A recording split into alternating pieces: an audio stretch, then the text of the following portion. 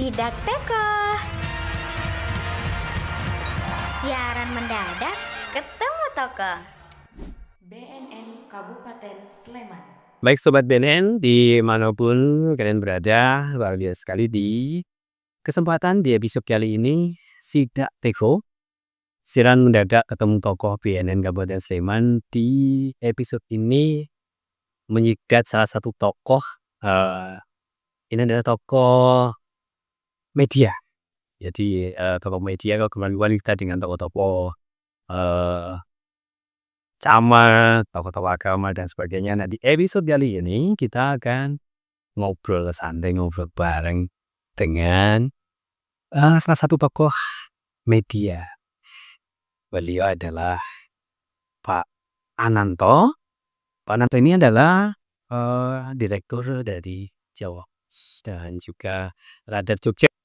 Bersama saya Darwokusumo, kita akan ngobrol dulu bersama dengan Bapak Ananto. Kita sapa dulu. Halo Pak Ananto. Baik Mas Darmo, Mas Puntodewo. Bukan Puntodewo Pak. Nama saya Darwokusumo Pak. Tapi memang banyak sih yang bilang katanya itu dari nama Dia Puntodewo. Puntodewo itu Mas Darmokusumo Pandu Putro itu putranya Pandu. Oh iya, Pandu. Itu orang yang sangat welas asih. Tidak pernah marah. Darwokusumo itu Jujur. intimidasi. Terima kasih sekali deh. Baru kali ini di episode ini aku dilo. Sih kamu kok bunyi apa ya? Ada klub gitu tak setrum gitu kan. Iya. Oke, Mbak Ananto, salam sehat Mbak Ananto, sehat. Alhamdulillah sehat. Masih diparingi sehat. Alhamdulillah Mas B. Salam sehat tanpa narkoba. Jelas. Pak Ananto ini adalah direktur Jawa. Pos Radar Jogja. Jadi Sudah berapa lama Pak di Jogja? kalau di Jogja itu saya mulai di sini tuh kalau nggak salah 1 Maret 2021. 2021. Ya, posisi saya waktu itu masih general manager. Nah itu saya move, maksudnya ditugaskan dari Solo. Sebelumnya saya di Radar Solo, Jakos Radar Solo, posisinya juga sama, general manager. Itulah. Kemudian tahun 2023 saya diamanai jadi direktur di Radar Jogja. Saya jadi ada. Jadi beratan masih gimana Mas? Kayak apa ya? Sepantaran aku sih. Kalau saya sudah tua, Pak. Kayak sehat banget Pak. Olahraganya apa Pak? Kalau saya olahraganya itu kebetulan saya suka sepak bola. Kamu sepak bola. Mulai dari kecil, saya mulai mengenal sepak bola itu kelas 2 SD.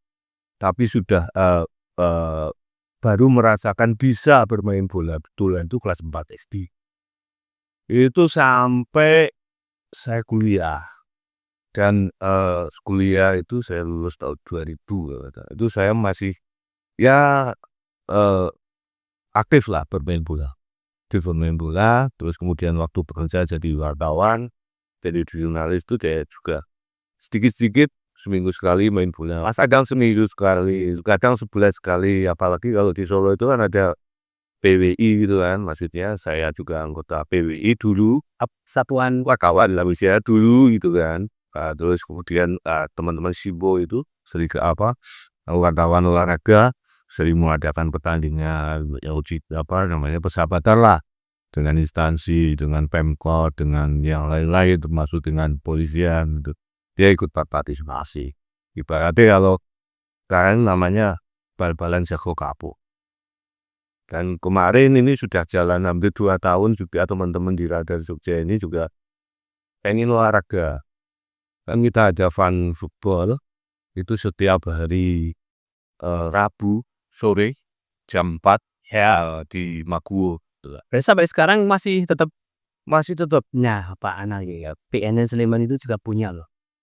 Kita juga punya tim sepak bola. Monggo kalau kita bisa ya sparring, tapi jangan berharap kalah dari kami ya. Pasti menang. Kami yang nggak pernah berharap ya. Ya walaupun tim kami tim dagelan. Ya sama Pak, sama. Kemarin terakhir kita dengan BPD DIY, BPD DIY kita juga melakukan persahabatan. Tapi sebelumnya kami juga pernah ikut turnamennya Satpol PP yang di daerah kemana itu Berbah. berbah ya. Kebetulan juga kita ikut 2 tim gitu kan. Kalau tim media yang lain itu rontok, kami masih bertahan. Tapi ya mampunya kami sampai babak kedua sama putaran ketiga aja ya. Habis itu selesai ya. Nah, ya kita tahu diri. Dan targetnya kita kan targetnya kalah. Yang penting kita olahraga saja keluar keringat gitu loh. Nah itu loh. Sobat BNN. Ternyata hasilnya itu beliau Pak Ananto ini masih sehat bugar kayak gini. Ternyata adalah suka berolahraga. Dan berolahraga itu adalah salah satu cara untuk menghindari dari pergaulan dan juga penyalahgunaan narkoba ya. Ya betul. Jadi gini Mas, saya dulu kecil itu nggak di Jogja dan nggak di Solo, tapi di kampung. Saya asalnya itu dari desa namanya Pekundet, Kecamatan Banyumas, Kabupaten Banyumas. Oh, Banyumas. Iya, Banyumas itu. Dan dulu waktu saya kecil itu memang sudah mulai ada yang namanya pergaulan-pergaulan menggunakan obat-obat terlarang itu. Bahkan beberapa teman-teman saya juga dengan PD gitu kan. Dengan PD itu, wah aku baru ngoplo, baru ngomong, dia ditunjukkan betul gitu kan. Alhamdulillah karena saya memiliki hobi main bola, saya nggak ikut terpengaruh ke situ, terpengaruh karena circle-nya lain. Circle pergaulan ini juga menentukan. Dan hobi ini juga menentukan. Nggak mungkin kan kalau misalnya saya main bola kemudian saya ngoplo, kemudian pakai narkoba gitu kan, nggak mungkin. Sudah nggak ada waktu ya Pak. Nggak ada waktu sama sekali. Dan pasti akan terasa di tubuh kita kok. Kita nggak mungkin kan kalau kita nyapu, kalau misalnya kita pakai narkoba kemudian kita berolahraga itu nggak mungkin. Ya, jadi dari situ yang menghindarkan saya ini nggak sampai kapanpun mungkin nggak akan mengenal yang namanya narkoba. Ini Mbak, saya. Ternyata itu pun juga dari sudah kalau boleh dibilang di daerah terpencil pun zaman dulu sudah kayak gitu ya Bang ya. Luar biasa. Saya SMA itu sekitar tahun 90-an. Saya SMP sekitar 89, 80. SMP tahun 80 Pak. 89 saya lulus SMP kalau nggak salah. 9 tahun dulu ya. Udah lain ya. Itu di tempat saya sudah mulai terkenal. Sudah Sudah aja. kayak tren mulai Pak ya. Iya, zaman dulu dianggapkan obat-obatan telah. Tapi baru itu ya. Ganja itu juga sudah ada gitu kan. Ya kan sampai beberapa teman itu juga saya pernah melihat gitu kan. Dan mereka kalau memakai itu habis memakai kan cerita-cerita kemaki gitu. Gagal yang gagal gitu kan. Tapi bagi saya merokok pun dulu tidak. Waktu saya sampai ya itu karena saya suka sepak bola meskipun nggak jadi pemain profesional gitu kan.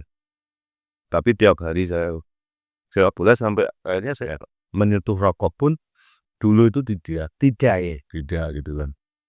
Menyentuh rokok itu setelah tua. Setelah setelah bekerja. Karena tuntutan kerjaan. Wartawan itu kan nunggu gitu. Cuma saya kan waktu itu nggak begitu menikmati itu seperti itu. Jadi kalau dan saya pikir zaman dulu pun saya heran di desa gitu kan, di kampung itu sudah ada hal seperti itu. Apalagi di hutan kita besar seperti Jogja. Pak. Oke, Pak Ananto sebelum kita lanjut obrolan ini di Sidat Teko ini biasa Pak. Kita seruput dulu Pak.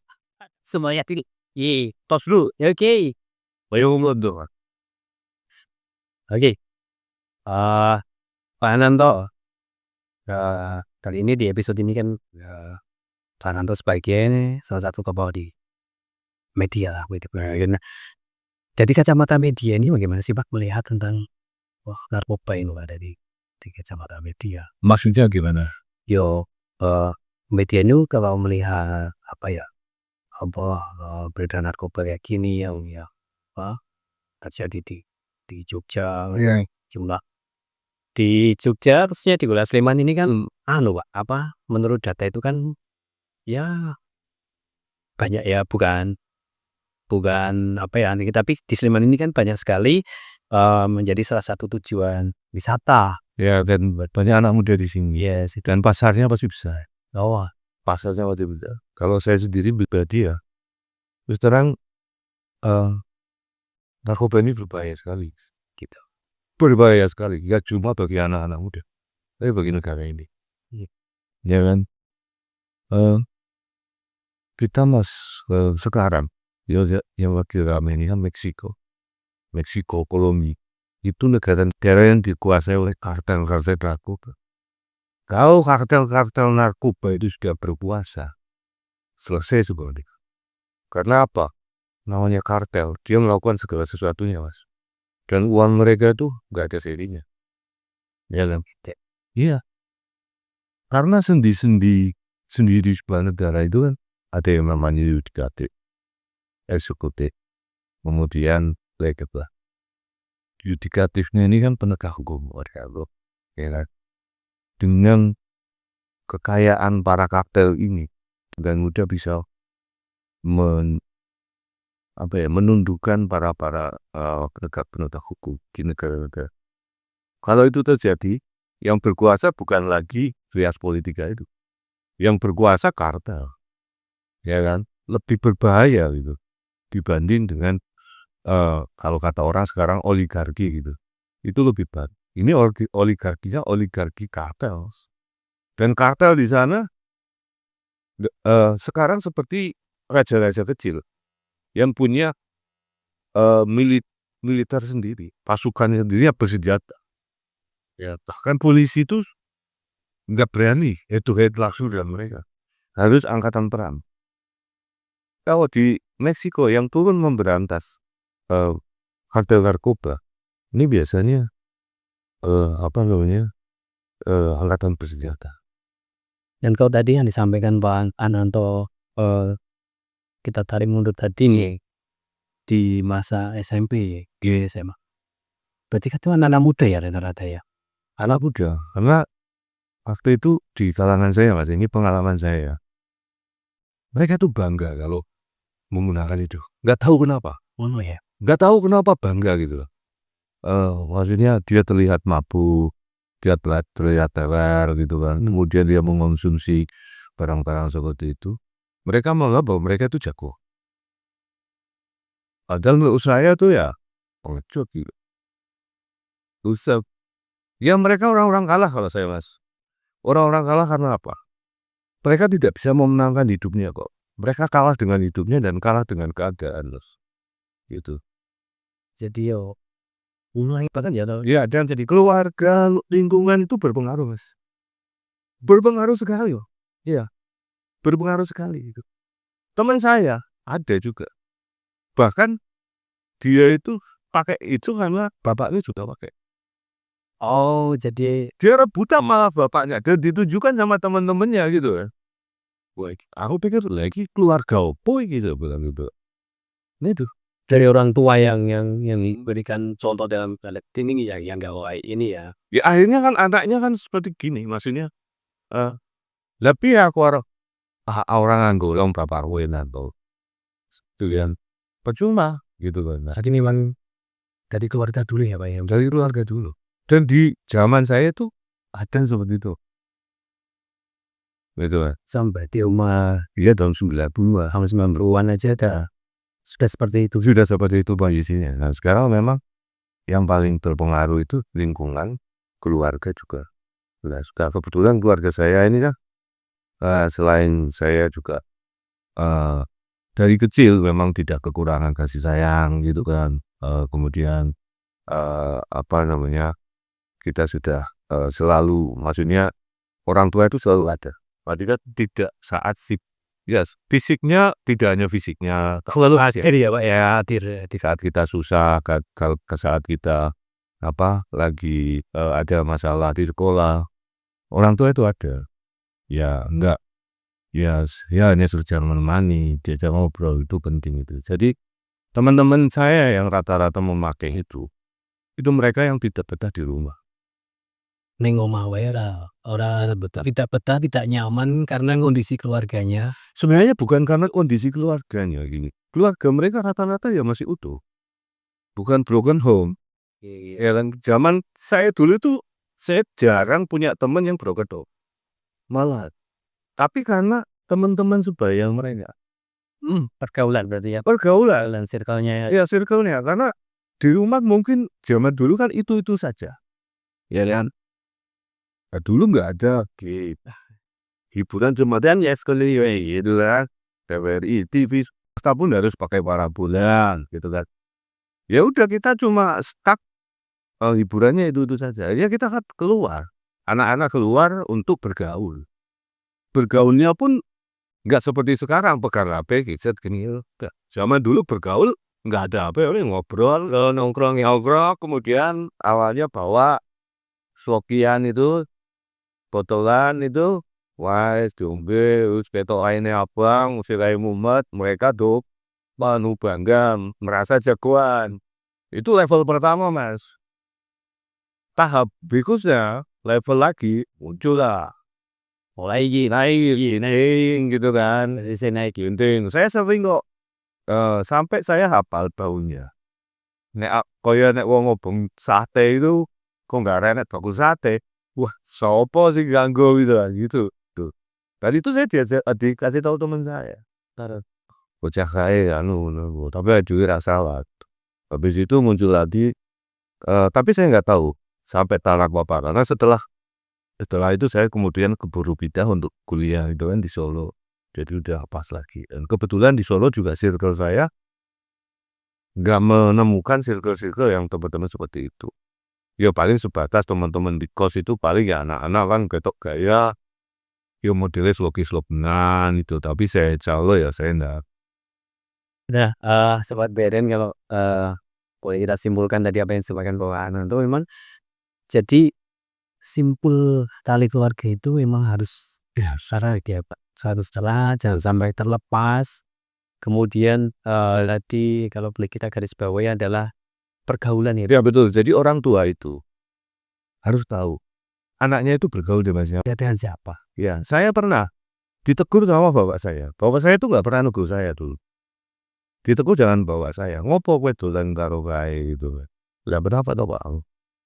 Ya gini. Kayak orang percaya dulu kowe nang omahe kono gitu. Dan ternyata saya lihat sendiri gitu. Ya, saya nggak mau sudah gitu. Nah, jadi orang tua itu harus tahu tuh circle-nya anak-anak mereka. Dan dulu circle saya itu kalau nongkrong, Mas, itu nongkrongnya di rumah kan.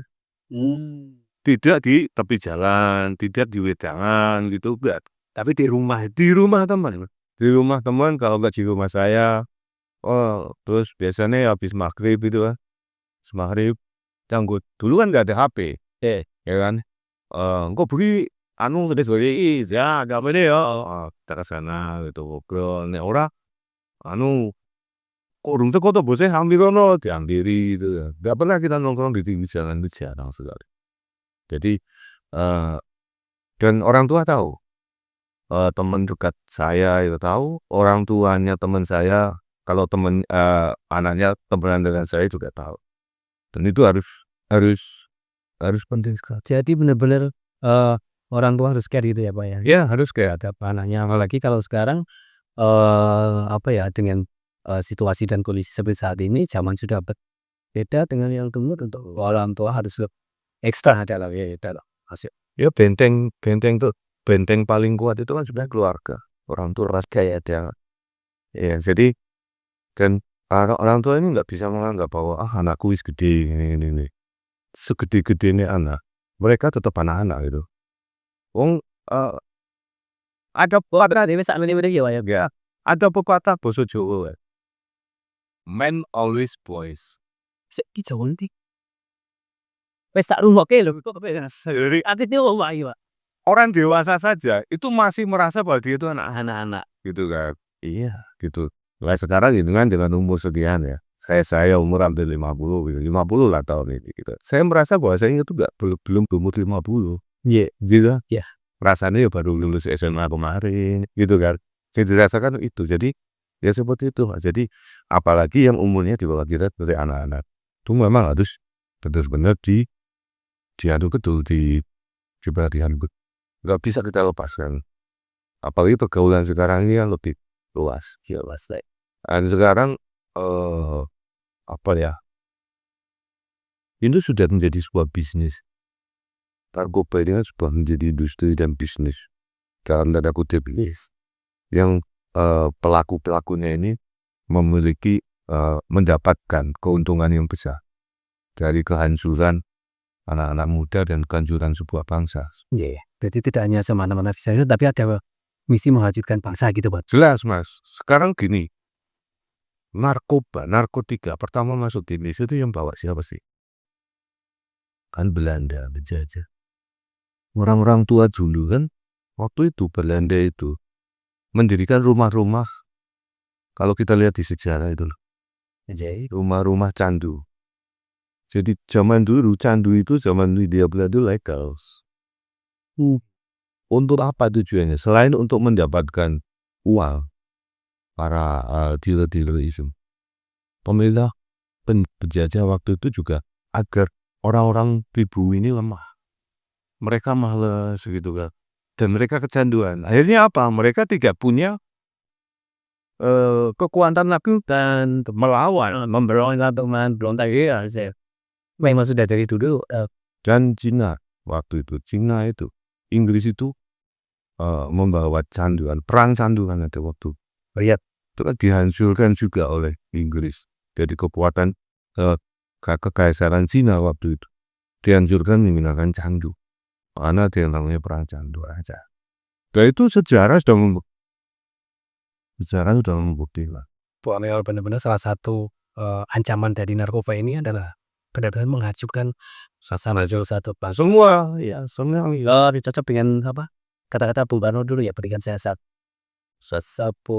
pemuda terbaik kalau saya akan ubah dunia. Kalau pemudanya kayak mau lakon piye gitu. Makanya ada saat Belanda membawa candu ke Indonesia, itu kan nyaris tidak ada perlawanan penting. Kemudian muncullah perang Diponegoro.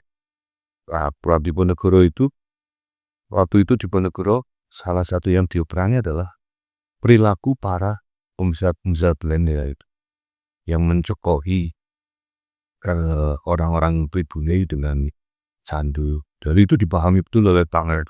Makanya dia melawan. Ya, perlawanannya pun ya wis sejak dari dulu ya, sejak dilakukan oleh sejak mati. Pendahulu kita sudah tahu. Nah, itu teman-teman salah satu apa ya? Jadi tahu sejarah deh kita. Salah satu poin bahwa memang menghancurkan satu bangsa ini dengan narkoba ini namanya memang sudah dimulai ya Pak tadi.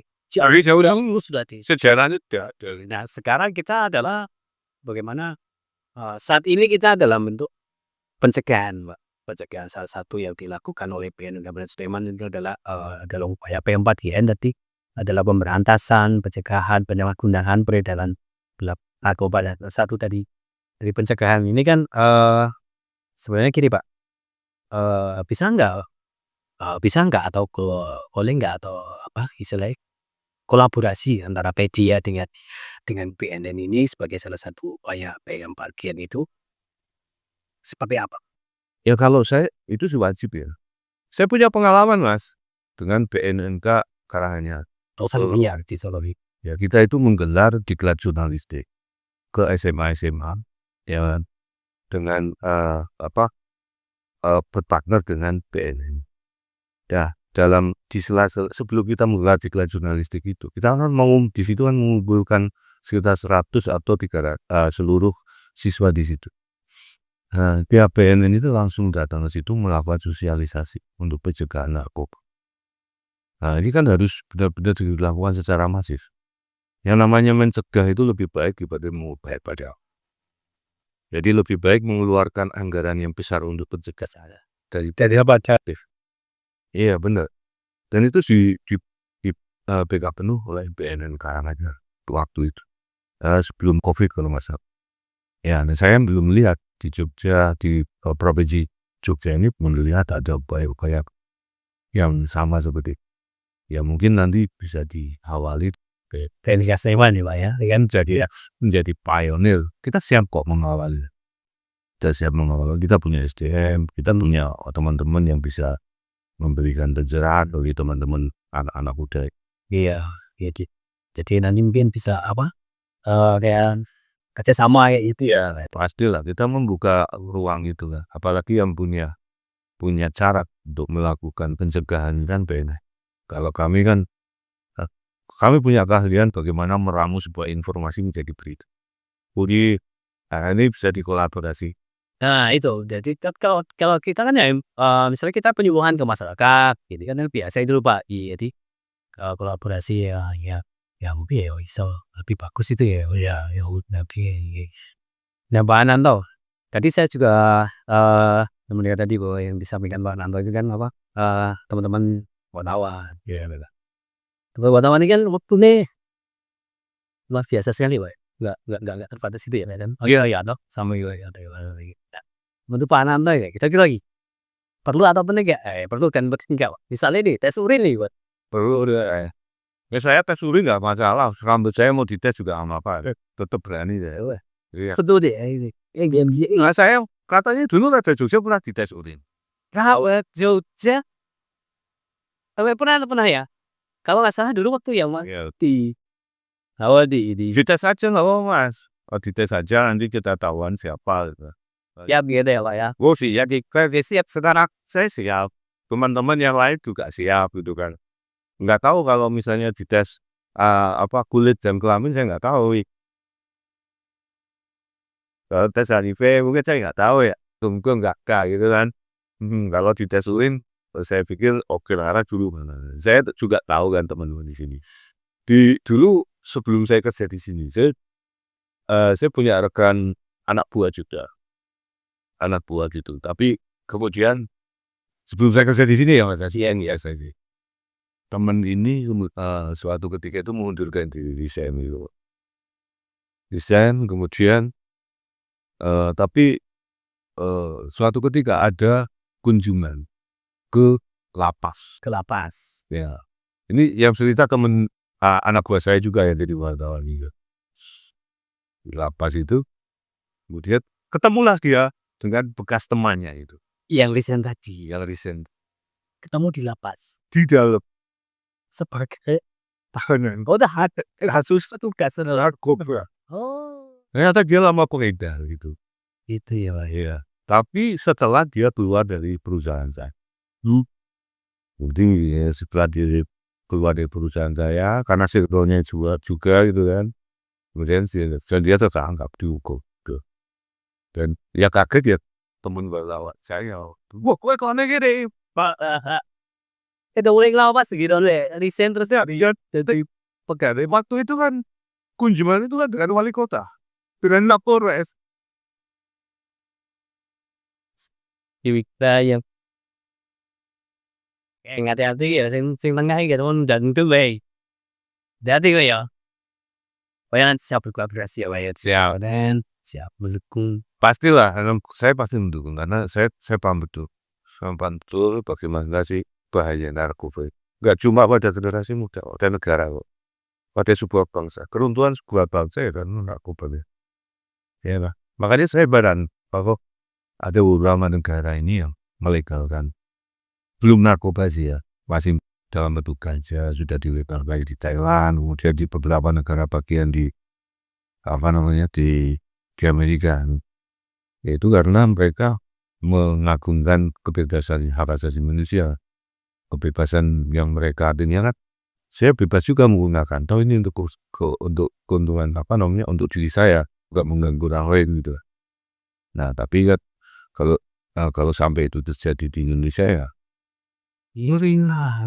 Karena partainya selama ini sing tadi sok-soki tadi yang pakai itu faktanya juga merugikan orang lain. merugikan kan. Karena karakter orang Indonesia, karakter orang kita itu kan selalu ingin tampil gitu, selalu ingin tampil lebih dalam tanda kutip jagoan lah. Tapi untuk menjadi jagoan semuanya nggak semua orang bisa.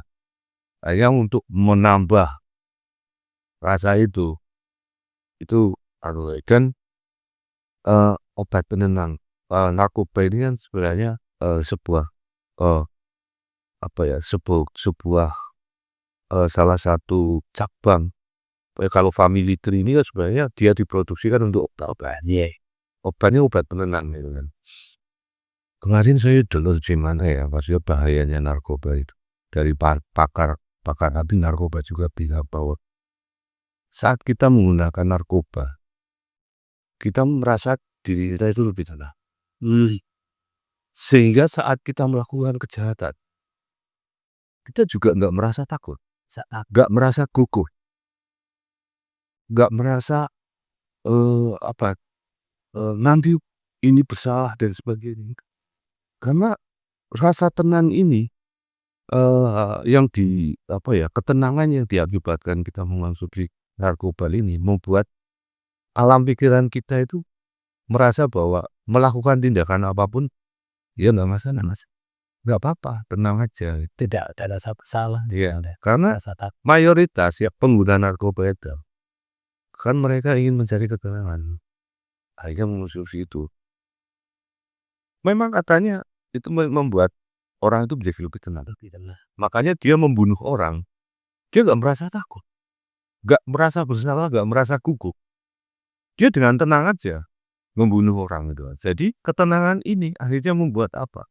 Mengalahkan alam pikiran bawah sadar dan logika serta perasaan dari pemuda. Ini yang paling bahaya, Mas. Paling bahaya. Bahaya nggak tuh? Sekarang membunuh orang yang pembunuhnya ini nggak takut. Dia merasa tenang, santai. Iya. Ini bahaya.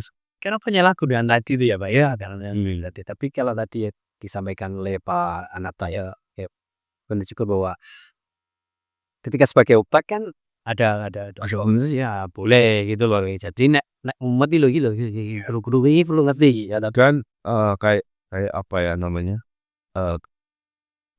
Kalau biasanya pengobatan itu dulu masif digunakan waktu perang, terutama Perang Dunia Kedua. Jadi Amerika itu kan waktu Perang Dunia Kedua banyak tentaranya yang terluka. Ya untuk menghentikan untuk menghilangkan rasa sakit itu mereka menggunakan morfin. Ya, dan itu setiap prajurit itu dibekali morfin. Morfin ini nggak diminum, tapi untuk menghilangkan rasa sakit waktu dia terluka. Sehingga apa? Saat dia lukanya ditangani untuk sebuah pengobatan ya, apakah itu dijahit ataukah itu dikeluarkan pelurunya, dia nggak merasa sakit itu loh. Nah itu memang untuk kedokteran. Kedokteran dan mik iki wong telu iki wis pernah makai urung iki? Hah? Bro? Hah? Wis dah supe durung? Hah? Wis dah supe durung kok nakoni ya? Waduh ya ziyun. Sisi disupit malah keturunan Pak.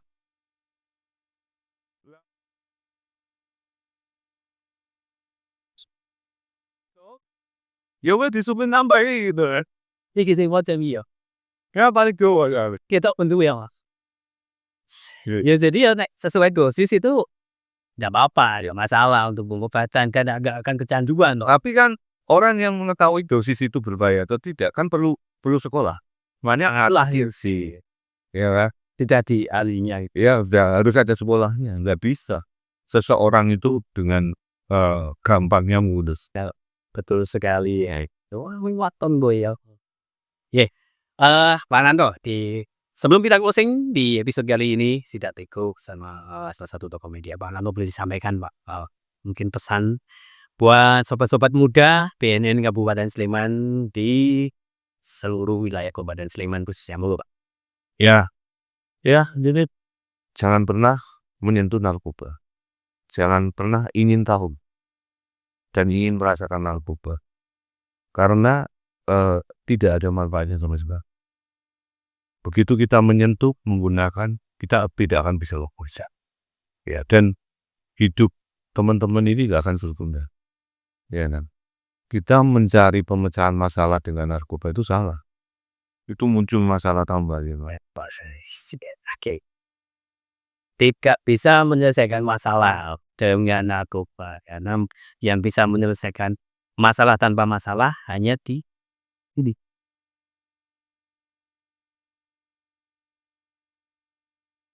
Terima kasih. Ada satu kenang-kenangan dari thì mình sẽ làm để gawak. Oo nih, oke. Terus dipotong ndi ki mau, kruku ndi ki mau? Ora ono sing ngundel yo. Terus dipotong ya? Iki. Nih. Oke. Ya iki. Terima kasih. Ya, Pak Ananto dan teman-teman sobat BNN mudah-mudahan demikian tadi obrolan kita dengan Pak Ananto salah satu tokoh media ya direktur dari Jawa Post dan Jogja. Banyak sekali poin kita di hari ini. Tadi kita jadi mengetahui bagaimana sejarahnya itu seperti itu secara bagaimana kok iso ya ternyata narkoba itu memang sudah dari dulu sudah menjadi incaran bahwa untuk menghancurkan salah satu bangsa itu salah satunya dengan narkoba dan minyak. Ya, baik, kita akan jumpa lagi di episode Sidateko yang lain dengan tokoh-tokoh yang lain yang lebih seru dan menjelaskan bagus semua. Sampai jumpa lagi. Terima kasih.